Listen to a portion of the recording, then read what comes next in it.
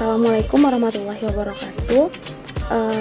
Perkenalkan, saya Wirna Putri Andrila dengan NIM 19231152. Saya akan mereview film yang berjudul Interstellar yang terbit pada tahun 2014. Film yang berjudul Interstellar tersebut menceritakan tentang keadaan bumi yang tidak layak untuk ditempati lagi. Hal ini dikarenakan terjadinya badai pasir yang mengakibatkan matinya tanaman dan beberapa ladang pertanian yang mengalami kegagalan.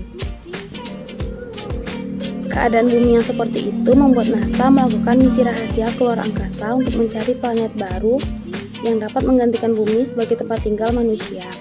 Ini dilakukan secara rahasia karena publik tidak mengizinkan penggunaan dana secara besar-besaran untuk menjelajahi antariksa. Penjelajahan keluar angkasa ini didorong dengan keyakinan bahwa bumi bukan hanya milik kita, namun juga rumah kita. Maka dilakukanlah sebuah misi yang disebut dengan misi Lazarus. Cooper merupakan seorang pilot dalam misi yang dilakukan ini. Ketika melakukan penjelajahan, mereka menemukan sebuah lubang cacing yang memungkinkan untuk pergi ke bintang lain. Mereka melakukan misi untuk menilai apakah planet tersebut menunjukkan potensi untuk ditempati oleh makhluk hidup atau tidak. Dalam penjelajahannya ditemukan bahwa planet Miller lah yang dinilai lebih bagus karena dapat mengirimkan pesan dengan cepat. Namun planet tersebut terlalu dekat dengan Gargantua.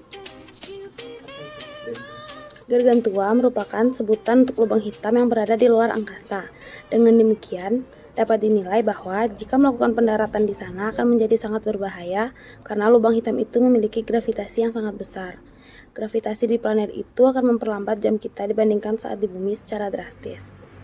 Setiap jam yang dihabiskan di planet itu akan menjadi 7 tahun waktu di bumi.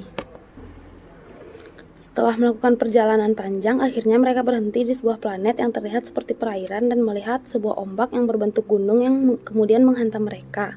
Akibat hantaman tersebut, mereka rugi waktu puluhan tahun. Satu-satunya yang bisa dilakukan yaitu hanyalah gravitasi.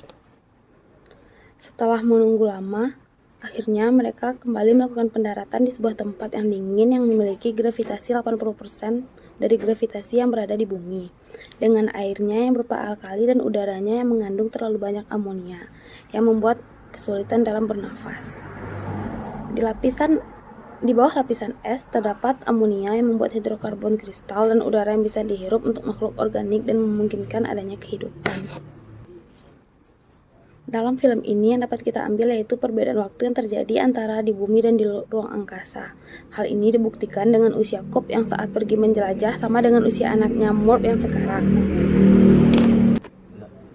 Bahkan anaknya Tom juga sudah terlihat lebih tua daripada Cobb pada saat ini.